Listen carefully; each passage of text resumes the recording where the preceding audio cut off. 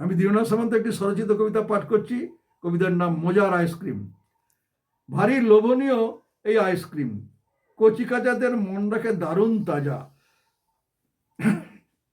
স্বাদের লাগি এতে কি না থাকে, ক্ষতিকর জেনেও খেয়ে এটা পায় তো মজা। আইসক্রিম অধিক মাত্রায় নষ্ট করে দাঁত, শিশুকাল থেকে হয় দাঁত চলে যায়। যে দাঁতে সবাই শক্ত খাবার চিবায়, আর চর্বিত চর্বণটাই হজমের দাওয়াই।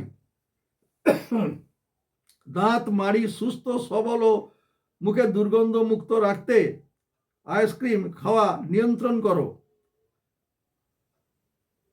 বেপরোয়া হলে শিশু থেকে দাঁত ফোকলা, দেখলে তা হবে বুড়োর মতো, হবে দৃষ্টি কঠোর। দাঁত থাকতে থাকতে আবার বৃদ্ধবনিত সবাই সতর্ক হন, রাখুন দাঁতের পূর্ণ মর্যাদা। দাঁত বিনা খাদ্য হজমে চরম ব্যাঘাত ঘটলে এ জীবন দেহটাই রোগের বোঝা। নমস্কার।